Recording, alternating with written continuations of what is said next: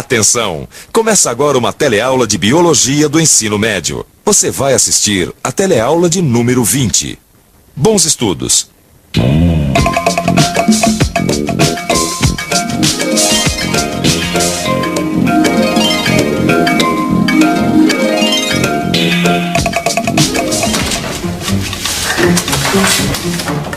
Cheguei, mãe!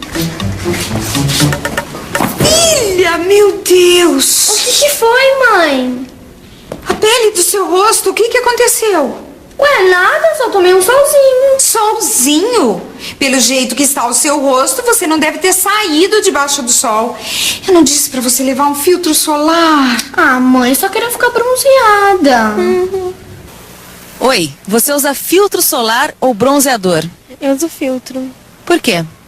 Porque como eu tenho a pele clara, né, eu tenho medo dos raios solares. E você usa filtro solar ou bronzeador? Filtro solar. Por quê? Proteção à pele. Uso filtro solar. Por quê? Para proteger a pele. E você? Tem alguma ideia de como o sol faz a nossa pele escurecer?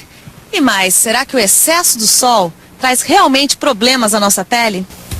Para responder a essas e outras perguntas, na teleaula de hoje você vai conhecer a estrutura da pele humana, vai ver as funções de cada uma de suas camadas e ficar sabendo como o sol afeta a nossa pele.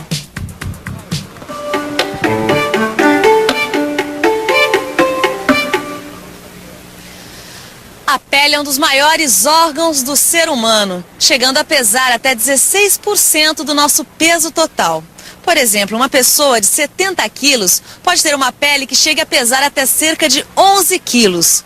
Mas será que a pele é só essa camada visível? A pele humana é constituída por duas camadas, a epiderme e a derme. A epiderme é essa camada aqui que nós podemos ver, olha, mais fina. E a derme fica mais no interior, é uma camada mais espessa.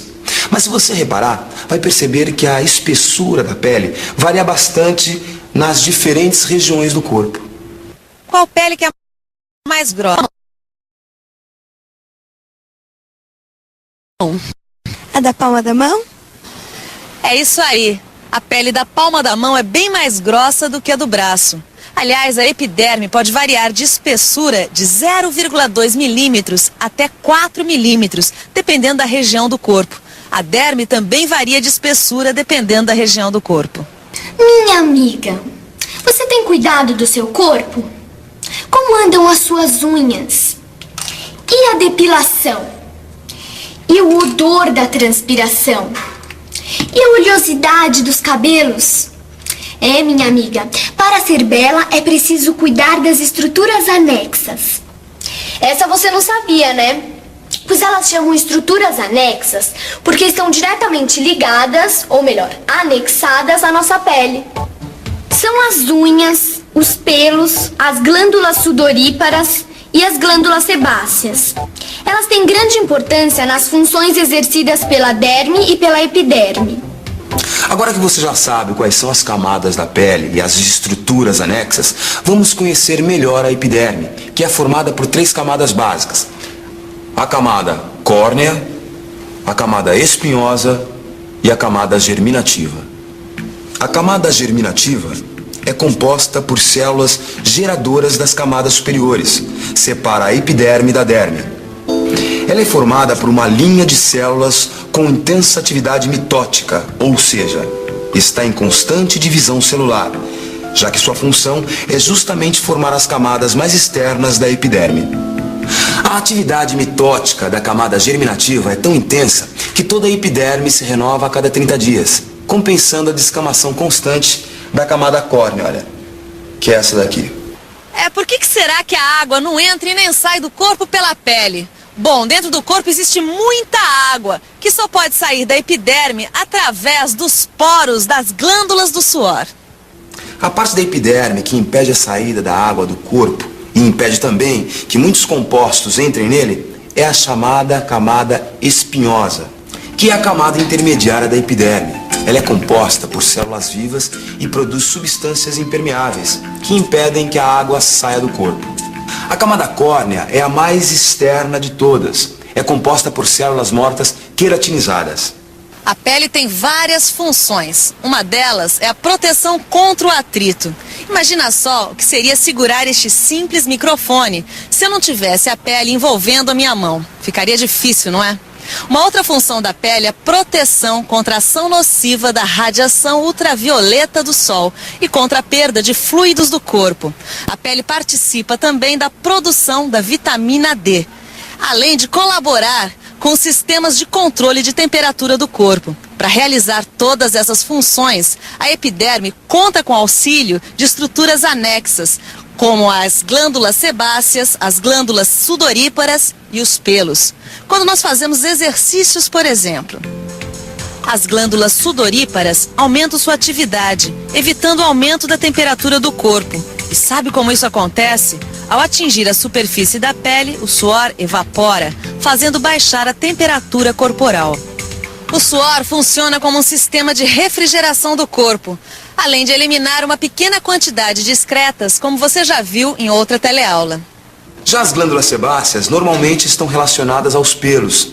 A secreção dessas glândulas, que é uma mistura gordurosa, tem como funções proteger a epiderme contra o atrito, proteger contra o excesso de descamação da camada córnea e ainda lubrificar os pelos, evitando que eles se quebrem com facilidade. As glândulas sebáceas estão distribuídas por toda a parte do corpo, menos na palma da mão e na planta dos pés. Aí você passa com movimentos circulares por toda a parte com oleosidade suavemente. Eu posso saber o que você está fazendo aqui dentro? Cuidando da pele, mãe. É que eu abusei mesmo do sol. Olha, minha pele tá vermelha e sensível.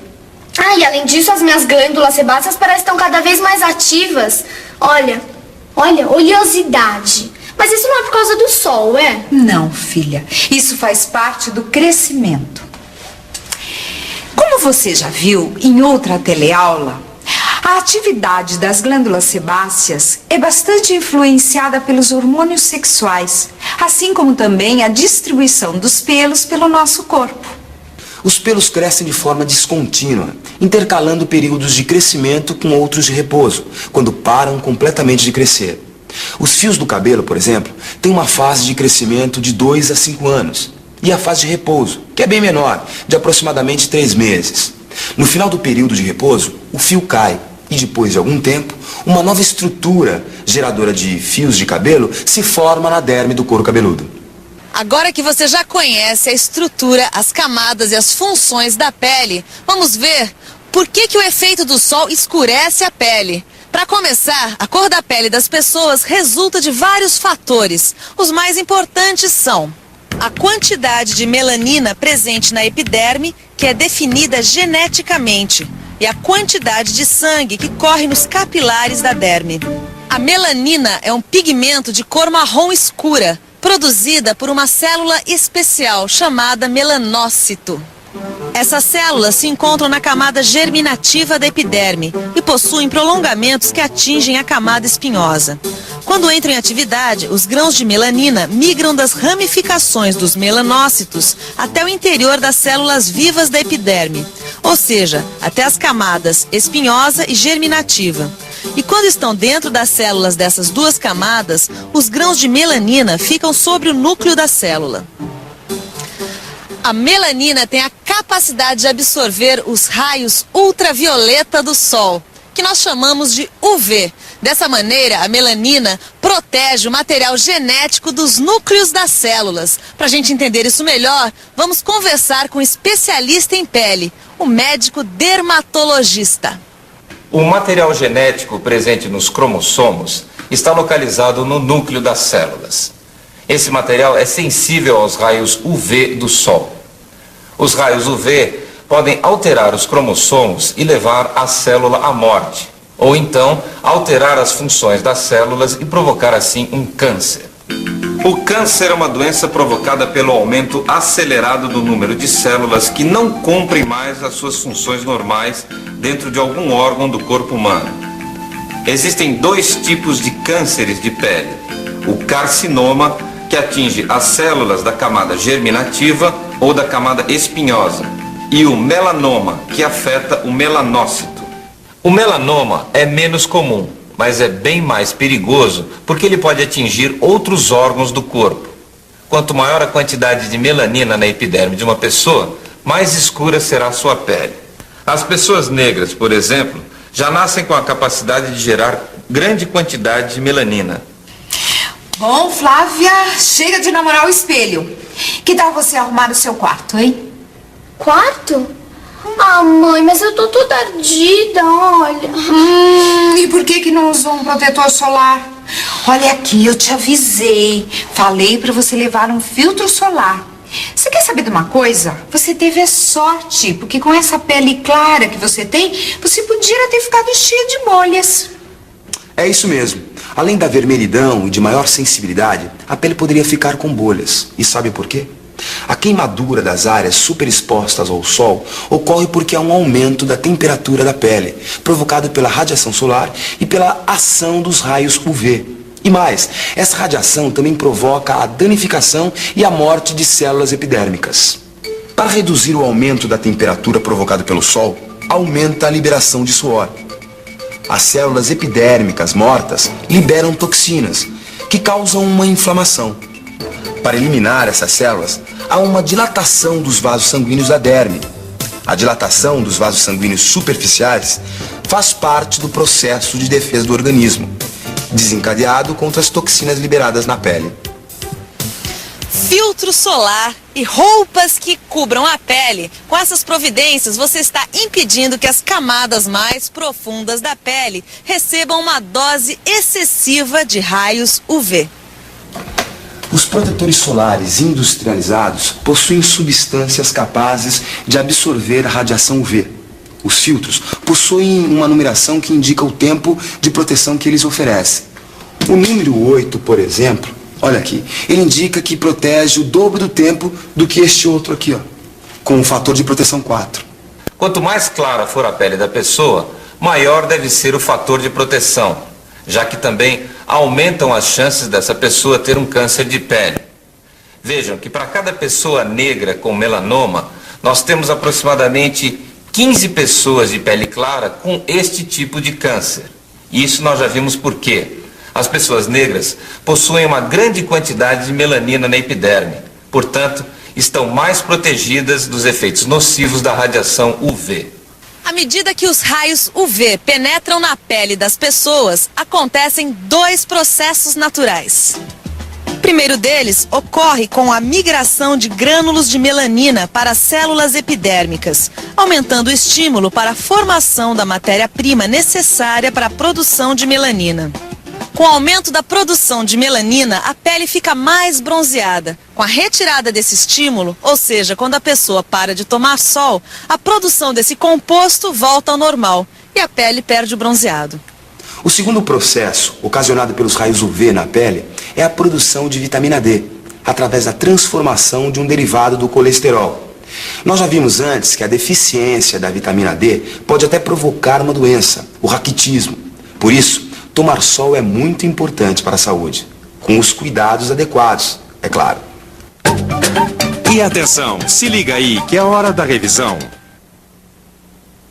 Na teleaula de hoje, você viu que a pele do ser humano é dividida em duas camadas principais, a epiderme e a derme. Viu que elas têm estruturas anexas e que a epiderme é dividida em três camadas, camada córnea, camada espinhosa e a camada germinativa. E ainda viu como é a ação dos raios UV na nossa pele. Agora você já sabe por que é tão importante se proteger do excesso do sol. Em pequena quantidade, ele é um santo remédio. Agora, em grande quantidade, ele pode provocar o envelhecimento precoce da pele, ao aparecimento de sardas e até distúrbios maiores, como câncer. Por isso é bom você se cuidar direitinho. Bons estudos e até a próxima teleaula.